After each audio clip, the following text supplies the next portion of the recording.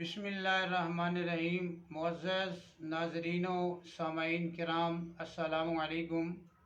میں ہوں یاسین راز اور آپ موجود ہیں اردو لائبریری میں۔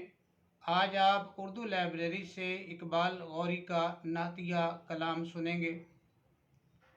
تو ہے نور خدا، تجھ سے نور جہاں، جلوہ گر دو جہاں میں تیرا نور ہے۔ تو ہے نور خدا، تجھ سے نور جہاں، جلوہ گر دو جہاں میں تیرا نور ہے۔ تجھ سے پیدا ہوا نور کا سلسلہ، بزم کون و مکان میں تیرا نور ہے۔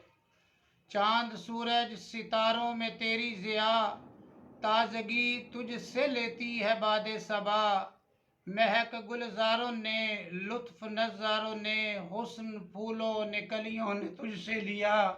خاک پاس سے قمر کو ملی روشنی، کوكب ذو فشاں میں تیرا نور ہے۔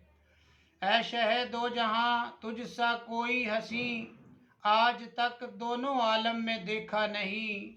حسن یوسف بھی قرباں تیرے حسن پر، تیرے تلووں کو چومے ہے عرش بری۔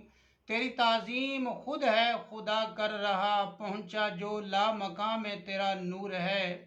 تیرے آنے سے کلیاں مہکنے لگیں، پرمعطر ہوائیں بھی چلنے لگیں۔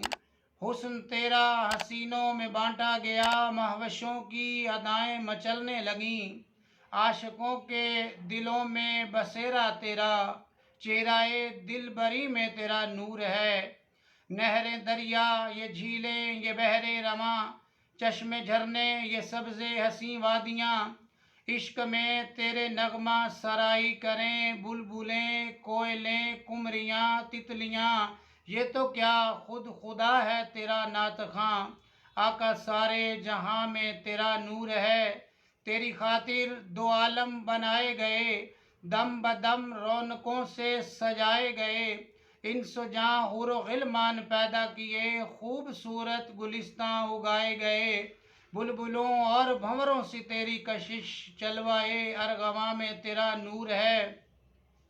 والضحیٰ چہرہ واللیل زلفیں تیری، کہکشاں بھی تیری گرد راہ سے بنی۔ انبیاء تیرے در کی غلامی کریں، تیرے صدقے سے غوری کی قسمت کھلی۔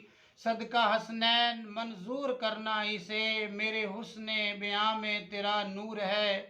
صدقہ حسنین منظور کرنا اسے، میرے حسن بیاں میں تیرا نور ہے۔ جی ناظرین کرام، یہ تھی اقبال غوری کی خوبصورت نعت۔